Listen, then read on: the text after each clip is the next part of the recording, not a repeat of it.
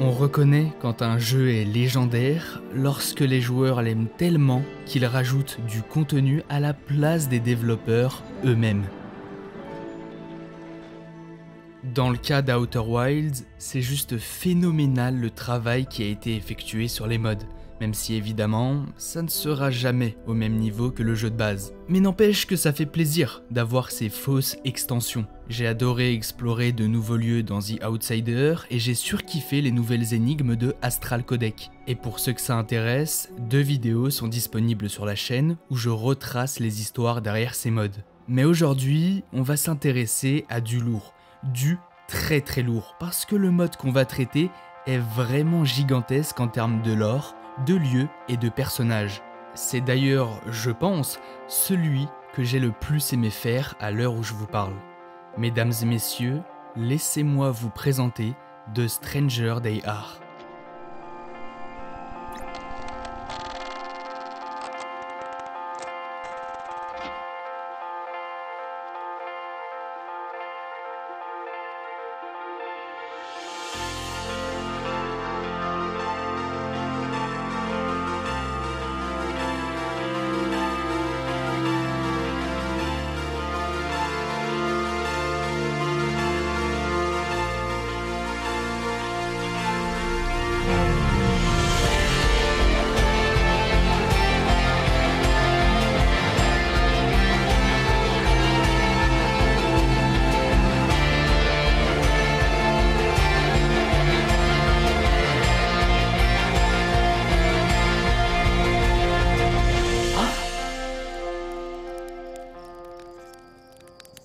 Comme d'habitude, on se réveille et une nouvelle boucle commence. Mais cette fois, alors qu'on s'apprête à rejoindre notre vaisseau spatial, Ardoise nous interpelle pour nous parler d'un étrange signal sonore qu'on peut capter près de la cascade du village. Alors ok, je ne m'attendais pas à ce qu'il y ait du nouveau aussitôt, mais soit, allons voir ça de plus près. Et en effet, en s'approchant de la cascade, un signal inconnu est détecté.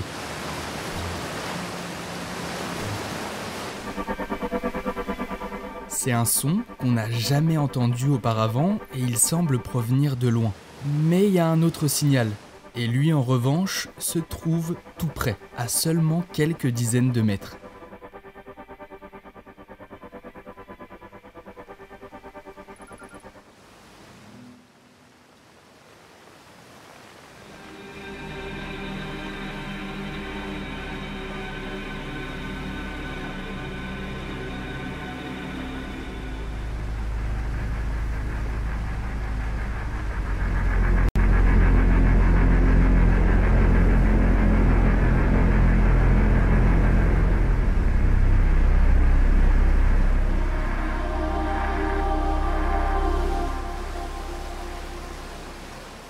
Pour ceux qui ont fait le DLC, vous avez sûrement compris ce qui vient de se passer. Notre Atrien est entré en contact avec l'artefact étranger qui permet d'avoir des visions. Apparemment, il a eu une vision liée à des étrangers qui sont venus sur Atrebois pour manger du poisson, avant de repartir dans l'espace à bord de leur soucoupe volante en direction de Sombronce, qui à l'époque n'avait pas l'air d'être déchiré par la plante géante qui a poussé à l'intérieur.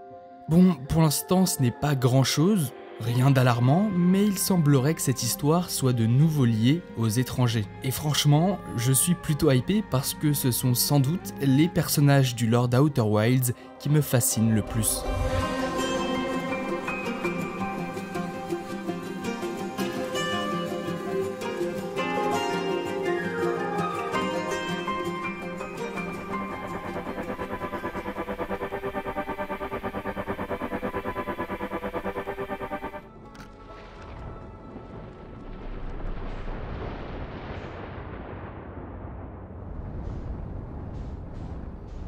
Wow, notre vaisseau vient d'entrer en collision avec un astre jamais vu auparavant.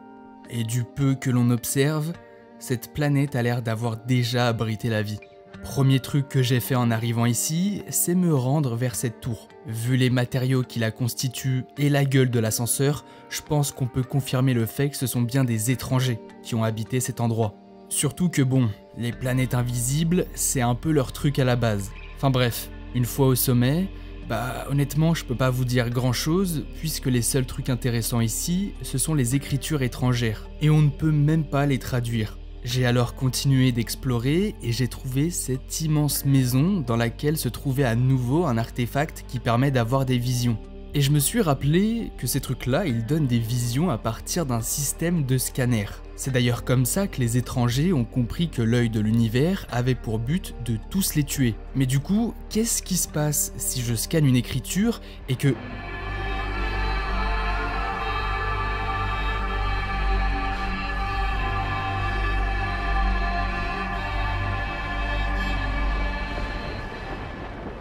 Est-ce que ça veut bien dire ce que je pense ? Est-ce que je peux officiellement le dire ?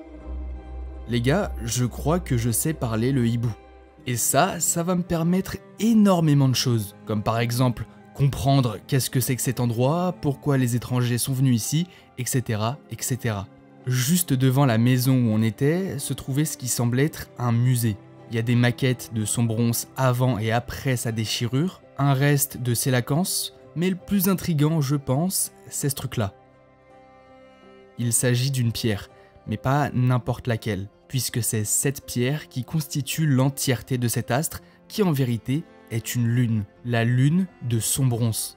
Et un peu plus loin du musée, on peut trouver un énorme gouffre qui est en réalité une mine étrangère qui était justement là pour récupérer ces fameuses pierres qui ont apparemment une capacité à pouvoir se rendre invisibles. Ce qui veut dire que les étrangers ont atterri ici avant d'avoir pu fabriquer une technologie permettant à leur énorme vaisseau d'être invisible. L'autre particularité de ces pierres, ce sont également leur capacité à pouvoir affecter la plante qui a détruit Sombronce. Ce qui veut aussi dire qu'elles peuvent permettre à n'importe qui de pouvoir contrôler les racines, les graines, voire même l'entièreté des plantes de Sombronce.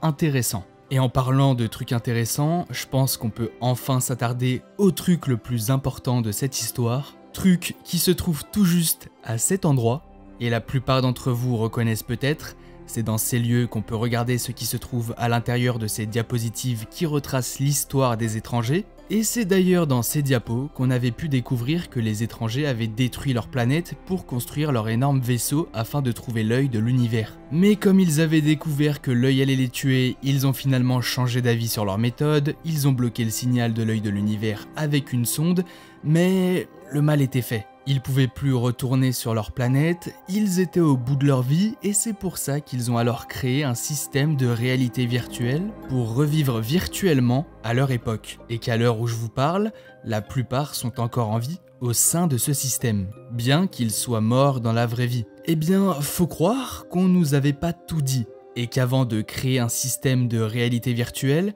certains ont tenté de faire quelque chose d'autre.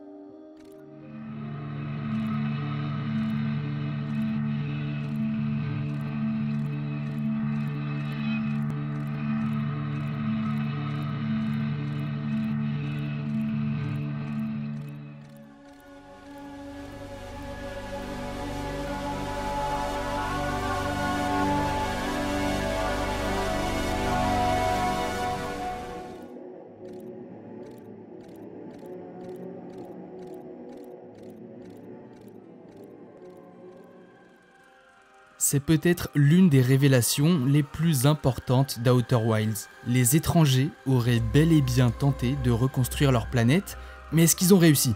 Ça, va falloir le découvrir. Parce que maintenant qu'on parle le hibou, on peut comprendre pas mal de choses. On peut suivre leurs avancées pour leur projet de terraformation qui était en train d'être mis en place. Ce que l'on peut comprendre en retournant sur la grande tour où un étranger mentionne le fait que la plupart des planètes de ce système possèdent de l'eau. Et que ce serait pas mal d'en récupérer, ce qui explique la venue de certains étrangers sur Atrebois. D'ailleurs, certains l'avaient peut-être compris plus tôt, mais ces enfoirés n'ont pas hésité à bouffer nos ancêtres atriens, qui, je le rappelle, sont ces poissons.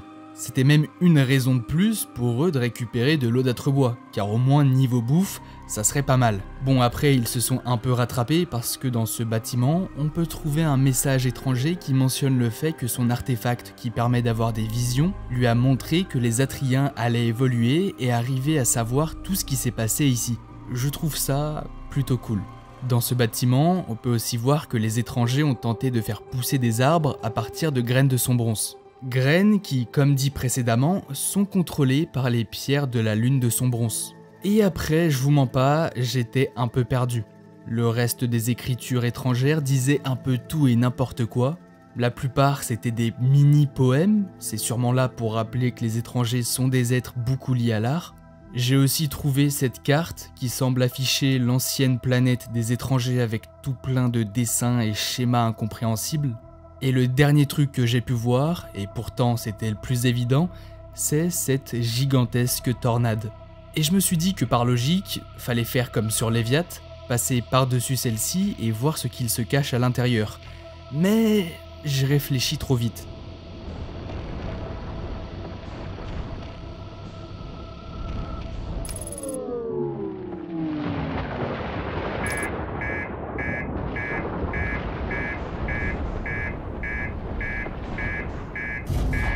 Pour bien avancer dans mon enquête, j'ai alors décidé de localiser la source du signal de tout à l'heure, parce que bien sûr, il ne peut pas venir de la planète tout entière.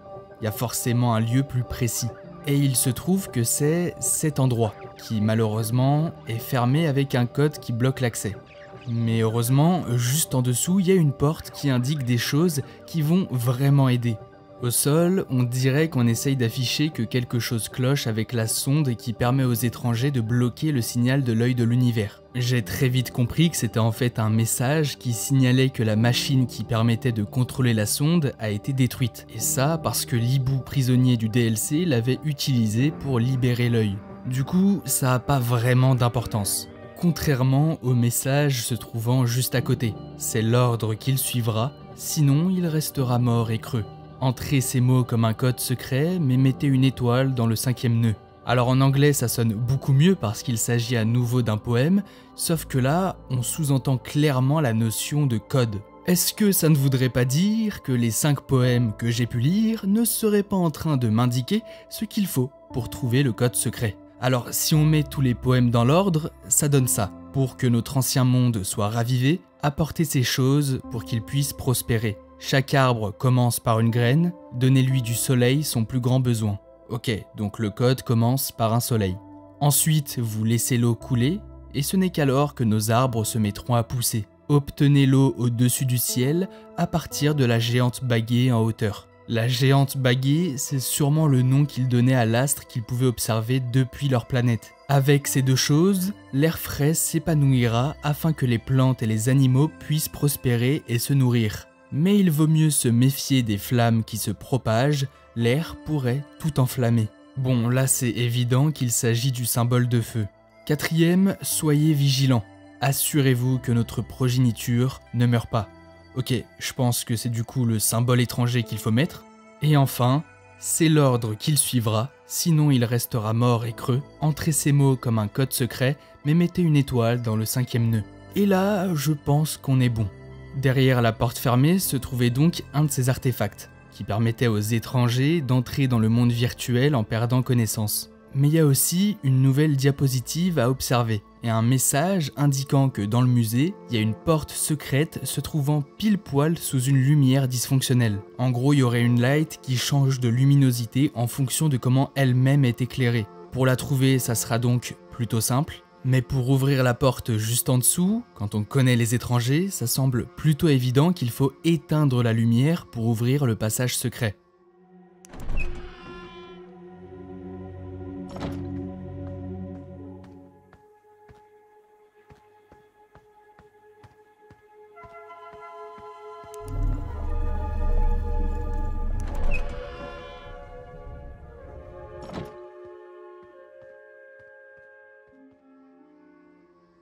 Ok, des lits étrangers vides avec un feu de camp, laissant supposer qu'il va falloir à un moment donné faire un petit tour dans le monde des rêves. Et derrière tout ça se trouve une nouvelle fois une pierre de la lune de Sombronce qu'on peut prendre, mais pour quelle raison? Ça, on le sait pas encore. En revanche, ce que l'on sait, c'est que le monde virtuel aurait servi à préserver certaines choses par rapport à Sombronce. Mais quoi? Des disques, par exemple? Parce qu'on a l'habitude avec ces hiboux qui cachent leur histoire et leurs secrets un peu partout. D'ailleurs, la diapositive de tout à l'heure, il y avait quoi dedans?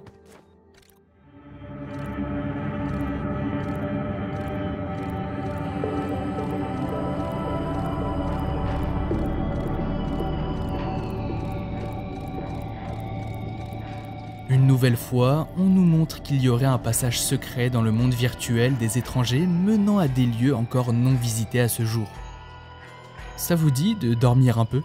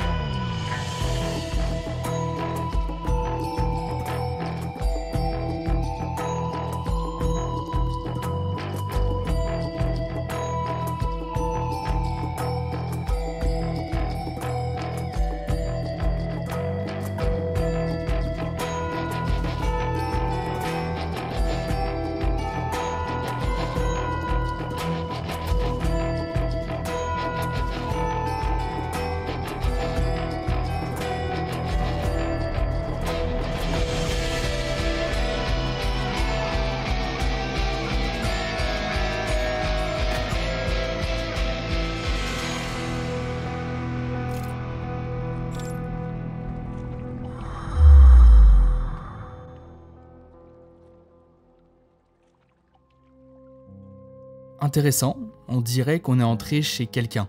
Et de ce que j'ai compris, ce quelqu'un se faisait appeler le scientifique. C'est lui qui, sur la lune de son bronze, a découvert pas mal de choses et qui a proposé de tenter une dernière fois de reconstruire l'ancienne planète des étrangers avec un processus de terraformation. Donc, on est sur la bonne piste. Maintenant, s'agirait de trouver un moyen de savoir si justement ce projet a porté ses fruits. En examinant la maison, on peut découvrir que le scientifique avait une famille et qu'ils sont tous morts de faim sur l'énorme vaisseau étranger. Et c'est après ce tragique événement qu'il y a eu une scission entre tous les hiboux. Certains sont devenus fous et ont continué de s'apitoyer sur leur sort en restant à l'intérieur du vaisseau tout en restant à l'intérieur de leur monde virtuel. Et d'autres, eux, sont partis. Et on se doute qu'ils se sont réfugiés sur la lune de son bronze vu les nombreux bâtiments. Mais il y a un détail que je trouve pertinent, c'est que j'ai aucun souvenir d'avoir vu ne serait-ce qu'un vaisseau spatial sur la lune de son bronze. Ce qui veut dire que les gens qui ont vécu sur cet astre sont à un moment donné partis.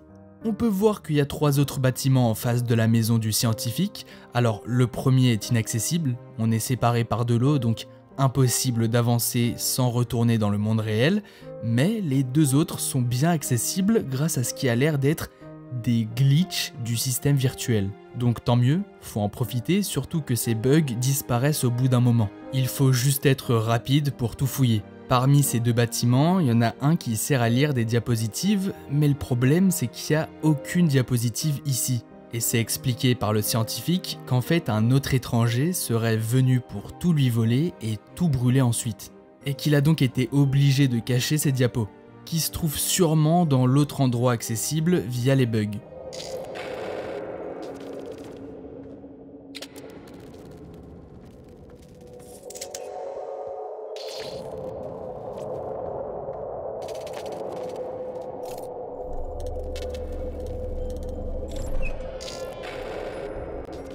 Une fois arrivé, on peut voir qu'il y a plusieurs mini-énigmes où il faut jouer avec notre lumière, rien de bien compliqué, mais par contre, c'est plutôt intriguant ça. Alors, il n'y a pas de diapo, mais on peut observer la présence de plateformes qui relient 2 bâtiments accessibles à celui qui est justement inaccessible. Mais c'est étrange parce que quand on y retourne, il n'y a rien du tout. Donc faut sûrement... Oh, une diapositive.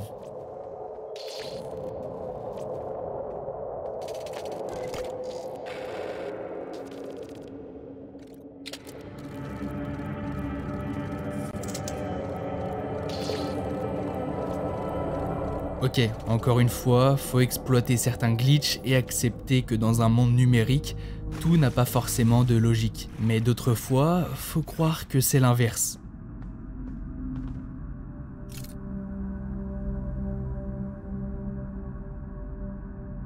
Comment je passe au milieu d'une dizaine d'étrangers endormis sans me faire repérer ?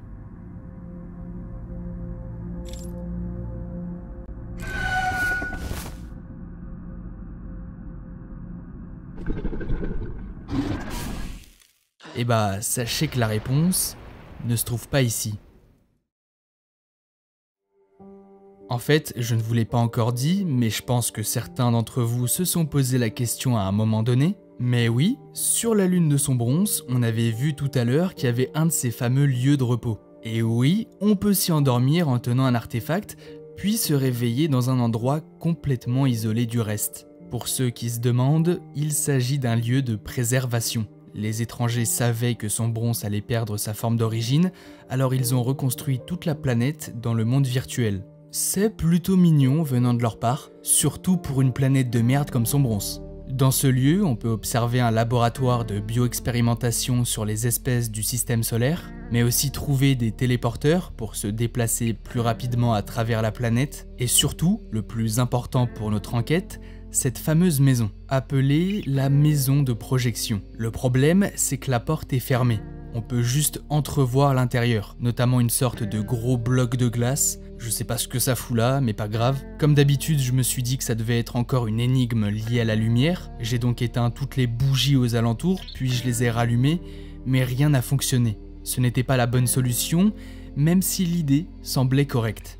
J'ai donc rebroussé chemin et exploré un peu plus la planète. À un moment, je me suis téléporté dans une forêt où une poche de Sombronce semblait complètement bloquée. Heureusement, pas loin de là, je suis tombé sur un nouveau poème étranger qui disait en gros que la lumière a une importance capitale dans ces lieux. Et bon, là j'ai pas besoin de vous faire un dessin, on éteint tout et cette fois quelque chose va vraiment se passer puisque la poche géante est maintenant accessible. Alors ce qu'on trouve derrière peut sembler anodin à première vue, une zone vide de la planète, mais en y regardant de plus près, on découvre une porte sensible à la lumière. Et juste à côté, un autre fragment glacé de la planète. Et au bout de 2 secondes, je me suis fait la réflexion, mais la glace, ça réfléchit la lumière.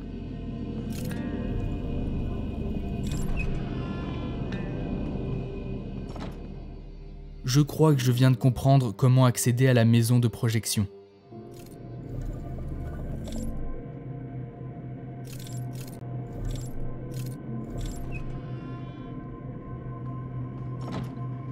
Cette énigme, pour le coup, je l'ai trouvée vraiment bien pensée. Mais continuons, car derrière tout ça se cachaient plein de petites mécaniques étrangères, dont une que j'ai trouvée particulièrement brillante. Lorsqu'on utilise le focus de l'artefact lumineux, cela ralentit notre personnage. Ça peut éviter de tomber quand on est au bord d'un précipice, mais surtout, ça permet d'être discret. Et ça tombe bien, j'ai besoin d'être discret.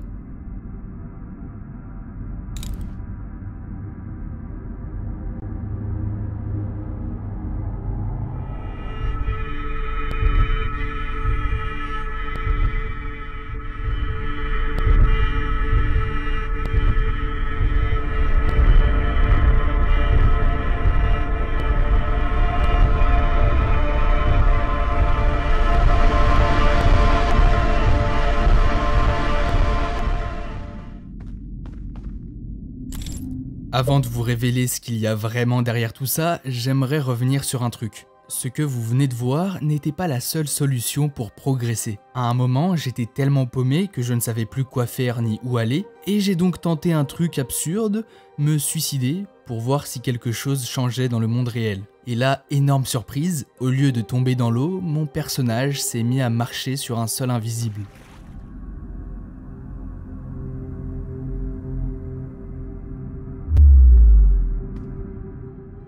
Ah mais je vous l'avais dit tout à l'heure, dans un monde imaginaire, les règles n'existent pas. Et surtout pas quand on joue à un jeu vidéo dans un jeu vidéo. Car oui, le monde virtuel des étrangers, c'est en quelque sorte un simulateur. Un programme avec ses bugs, ses temps de chargement, ses mécaniques et j'en passe. Mais que serait un excellent jeu vidéo sans cheat code? Parce que c'est à ça que sert cet endroit. C'est le lieu qui fait fonctionner cette réalité virtuelle, le cœur de tout ce monde numérique. Et en fait, il a été construit par le scientifique. Ce qui peut paraître étrange, puisqu'on avait cru comprendre plus tôt que le scientifique, c'était pas le plus grand fan de cette idée de simulation virtuelle, tout ça. Pour lui, cet endroit, c'est que de la poudre aux yeux pour des gens qui sont devenus tarés. Mais du coup, comment ça fonctionne? Quels sont les codes à entrer? Eh bien, il semblerait qu'ils soient tous dissimulés un peu partout dans le simulateur. Le premier que j'ai trouvé, je l'ai activé et ça a déclenché un effet visuel sympa mais pas incroyable. Rien qui justifie vraiment un cheat code. Donc passons au second. Et là, ça commence à être un peu plus intéressant puisque ce cheat code permet tout simplement de supprimer les étrangers du programme.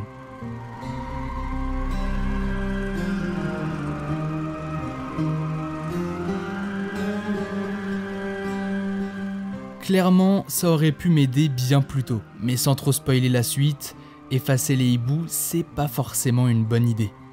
Alors, quel est le dernier code secret ?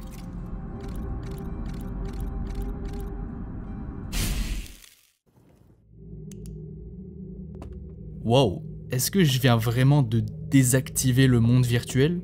Et donc par extension de mettre fin à l'existence de tous ceux qui s'y trouvaient ?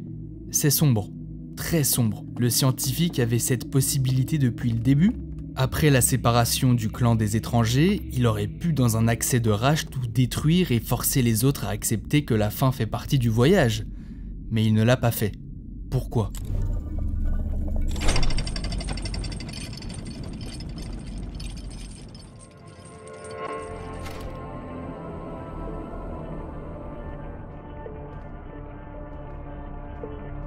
Voilà donc la salle des archives. C'est ici que le scientifique a caché toutes les diapositives racontant l'histoire des étrangers. Essayons d'en examiner une.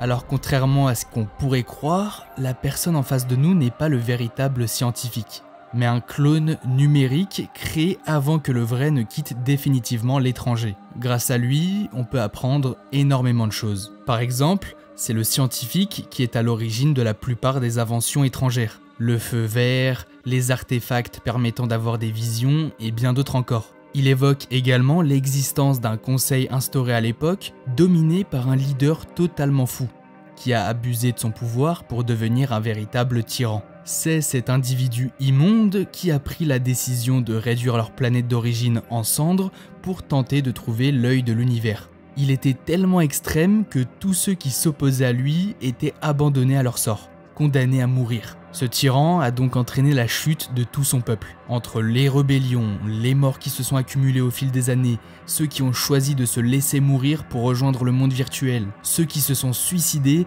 et les autres qui sont morts de faim à cause des ressources de plus en plus rares. La fin a été tragique. Et ça a sûrement été pire pour le scientifique puisque c'est le frère du prisonnier. Vous savez, celui qui a été emprisonné après avoir tenté de libérer l'œil de l'emprise des étrangers. Lui et son frère avaient la même opinion au sujet de l'œil de l'univers, mais seulement un des deux a eu le courage d'agir, et l'autre a préféré fuir avec sa femme, ce qui en soi peut être plutôt compréhensible si on se rappelle que les enfants du scientifique sont décédés à cause de toutes ces conneries. Ils se sont enfuis et se sont installés sur la lune de Sombronce, comme on l'avait déjà deviné plus tôt.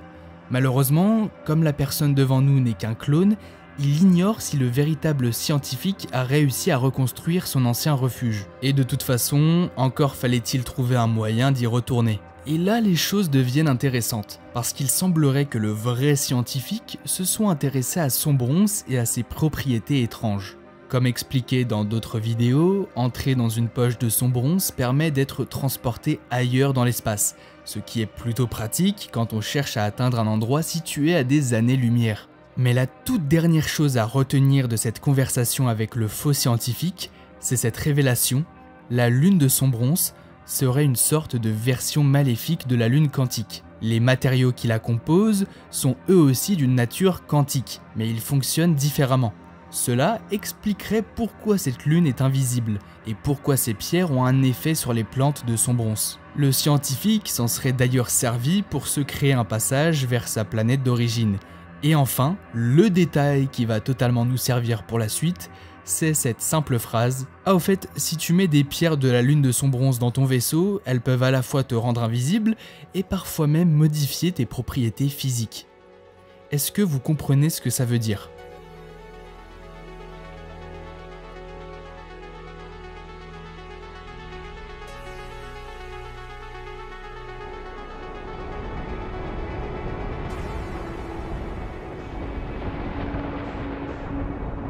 Si vous avez bien suivi l'histoire, vous devriez comprendre que ce n'est pas surprenant du tout de voir une poche de Sombronce ici. Et tout comme la planète d'origine, il faut faire gaffe aux menaces qui rôdent dans les alentours pour aller sans problème là où on veut. Parce que, invisible ou pas, ça fait bien longtemps que les Sélacans ne se servent plus de leurs yeux pour manger ce qui passe près d'eux.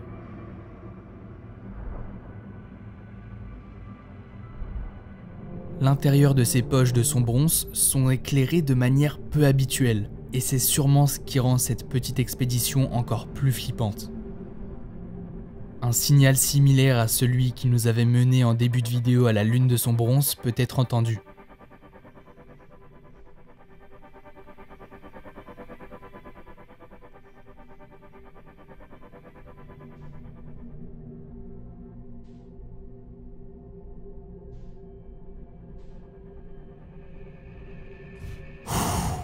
Peut-être que vous n'avez rien ressenti parce que vous regardez une vidéo, mais moi en jouant, je peux vous assurer que c'était pas la même.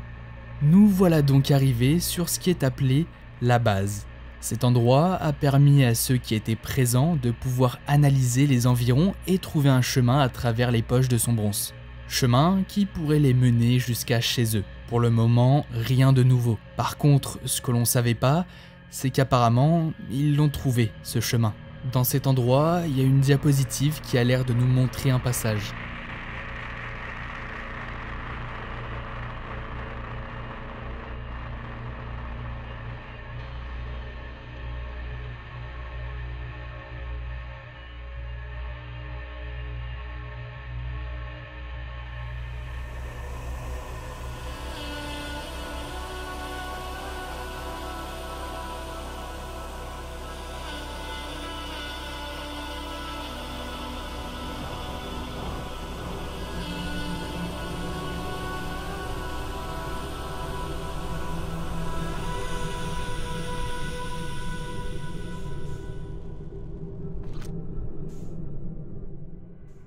C'est sûrement la première fois que je vois une lumière verte dans ce genre d'endroit depuis mes débuts sur Outer Wilds, et je doute que ce bruit soit tout aussi habituel.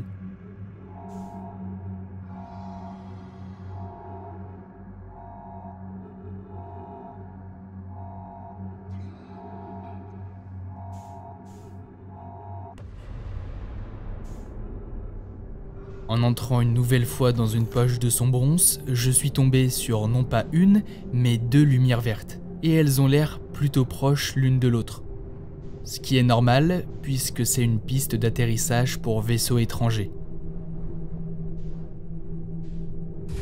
Par contre, j'ai comme l'impression qu'on va devoir continuer à pied pour avancer je ne sais où.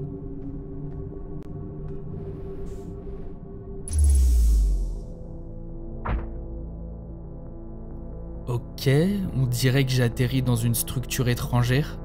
Et d'après les textes que j'ai lus ici, le projet de terraformation pour recréer leur planète d'origine semble être sur la bonne voie. Et même sans avoir lu les textes, il y a un endroit qui me le fera bien comprendre.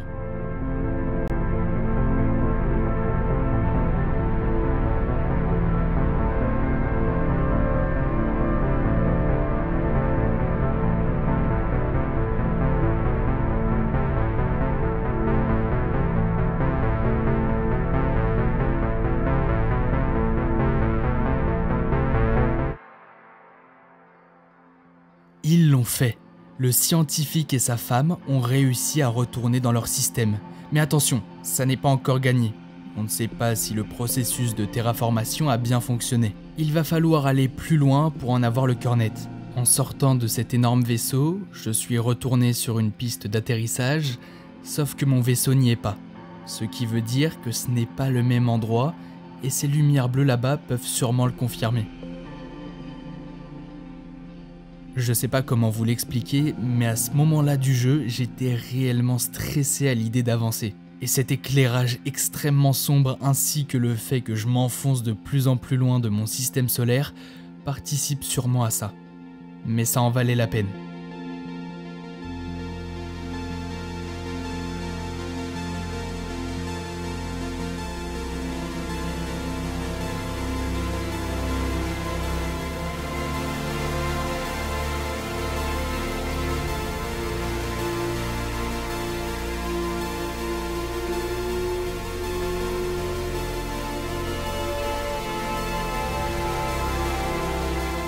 vous l'avais dit que ce mode, c'était du lourd. Ce que je ne vous avais pas dit, c'est que ça l'est tellement qu'à mes yeux, une seule vidéo, ça ne suffit pas pour tout raconter.